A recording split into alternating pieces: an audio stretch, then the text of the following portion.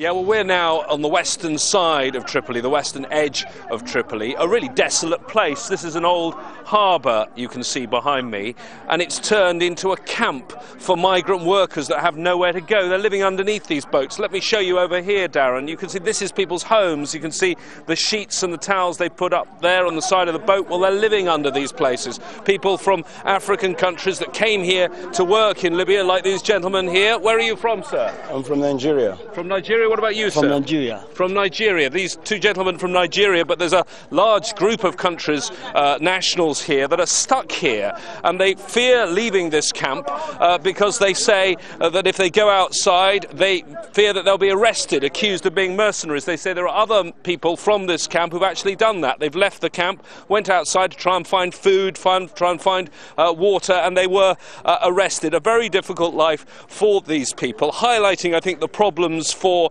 African workers who came here to Libya. Can we have a chat with you, madam? Can you tell us what is the conditions like in this camp? Recently now, the recent problem now in this camp is we are not safe. Because yesterday night we saw some Libyans, 5 of them. They came with some healers. Then they were moving from tent to tent, bringing out their knives and guns that they want to rape our girls. So the Nigerian and other nationalities here, they had to gather and they drove them away. So now there's nothing like that. So they say they want to rape the women who are living in this camp. Yes. As a woman, one of the women here, it must be terrifying. Very, very terrifying. Very, very. What do you want to happen now? Where do you want to go? What do you want to happen to you? We want the United Nations to come and help us, because now we can't stay in Libya anymore.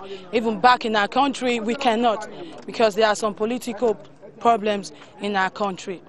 So what do you think the Libyan authorities should do for you? I know there are people who've gone from this camp and have ended up being arrested and accused of being mercenaries. We don't want the Libyan authority to help us, because the only people we want now is the United Nations.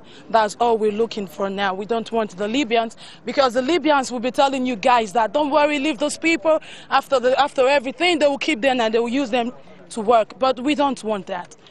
You people came here originally to work in Libya, to do jobs for... We were working before in the country, before the war started. Everybody in this place were working before the war started. And this country relies on migrant workers to do much of the technical jobs, much of the more menial jobs in society. Do you think they're going to get other people from African countries volunteering to come here? I don't think so. Because the people now they knew would stay in Libya and work for them is the people here in the seaport. Well, thank you very much for your time and joining us here on Al Jazeera. A really desperate situation here, Darren, for the people that are living here. There are some aid agencies, MSF, Doctors Without Borders. They are here. They've had a medical station here. We understand that the International Committee of the Red Cross and Red Crescent are going to be here in the coming hours. There have been some water distributions, some food distributions, but the people here say they have a pretty terrifying and difficult existence.